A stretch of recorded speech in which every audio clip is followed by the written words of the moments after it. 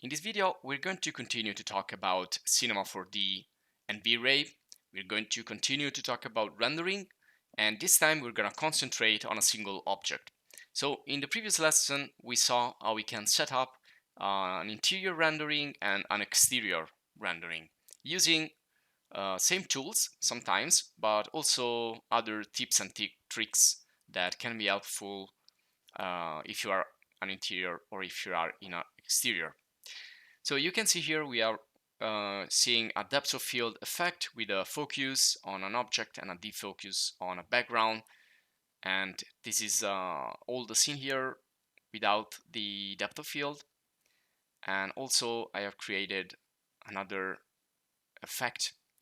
And we also saw how we can use the light mix to manage and manipulate all the other lights.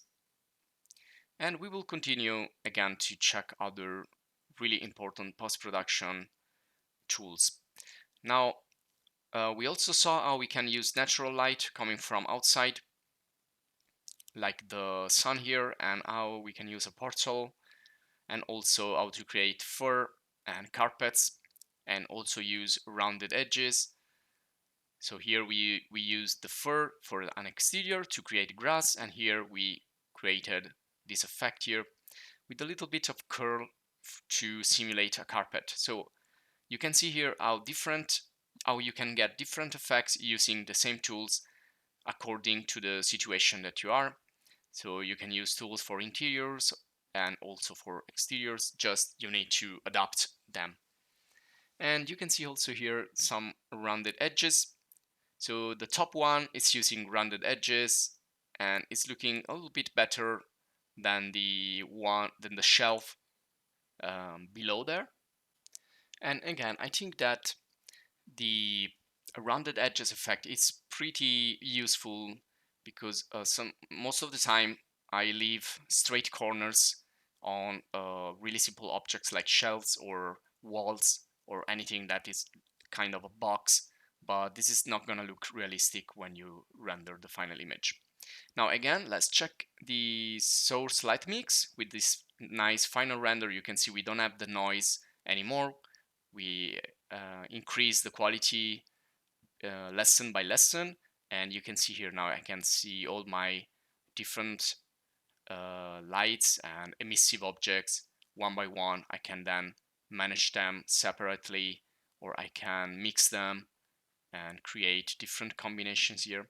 Now this is the self-illumination coming from the text there and looking like a neon sign, and also I'm using the TV screens there with the emissive material as well, and I can change the color. I can also affect here the dome light in the exterior. Remember the dome light, we use that to create a more environmental lighting, and again we can decrease that if we want kind of a day or night scene. We can manage that. So if we are into the night, we can change here the color also of the sun. We can make it something more bluish, so we get that night effect there. And this is the rectangle light we use as a portal, and the candle there, it's also another light, and we can also increase that. And you can see there also the spots on the ceiling that are deactivated right now, and we can manage them as well. Now the denoiser also, it's another render element basically that you can work with in post-production. So you can activate it and deactivate it, and you can see the difference also.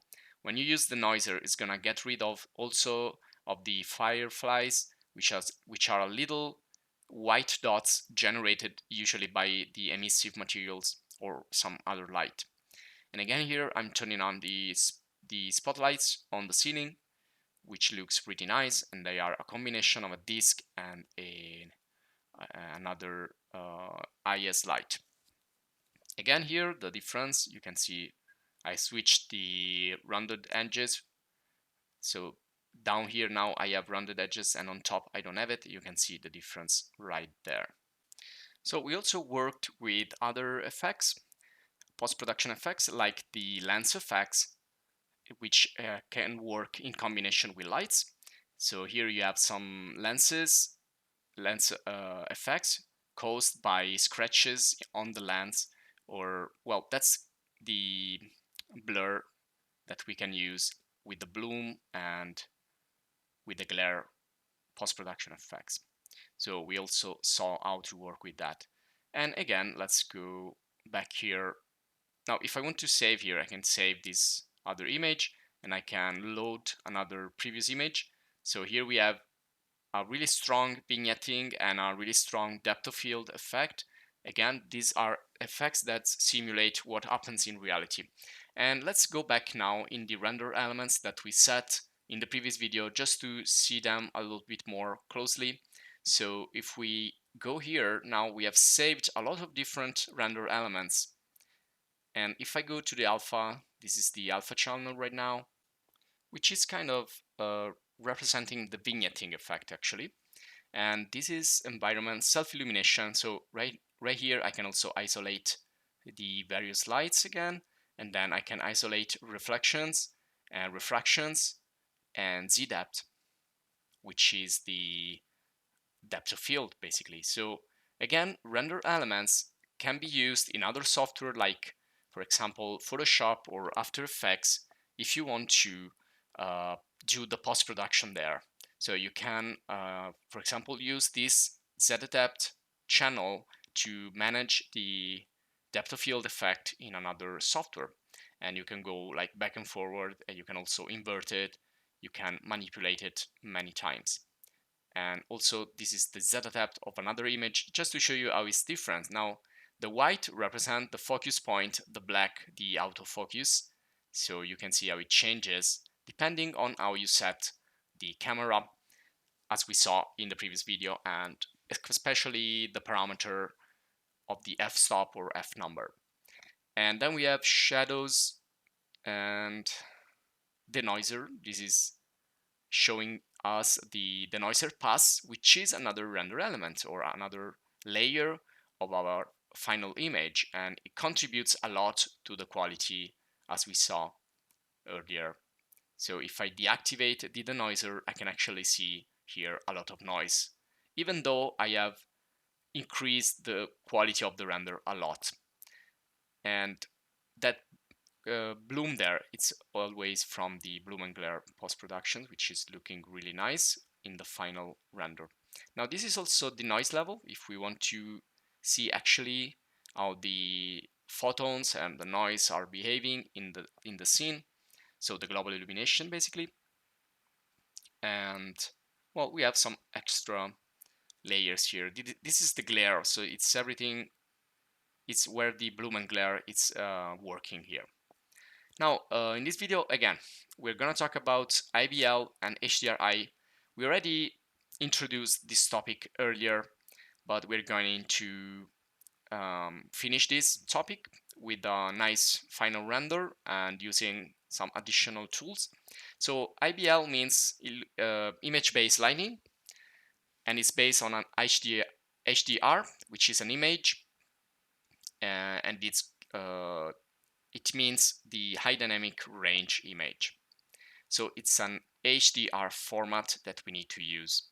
So let me now duplicate this, and I'm going to go into Polyheaven because this is where you can find a lot of HDRIs, or you can use also the ones that you find in Cosmos browser. But just to show you a different source, you can go here and you have a lot of categories that you can choose. You can pick, for example, an exterior or an interior. We already use an exterior, but this time, since we want to do a rendering of a single object, well, it depends of what you want to render. So if you want to render a candle lamp, then you should pick, for example, a studio or an interior. If you want to do an outdoor, so if you want to render another industrial design object like a car or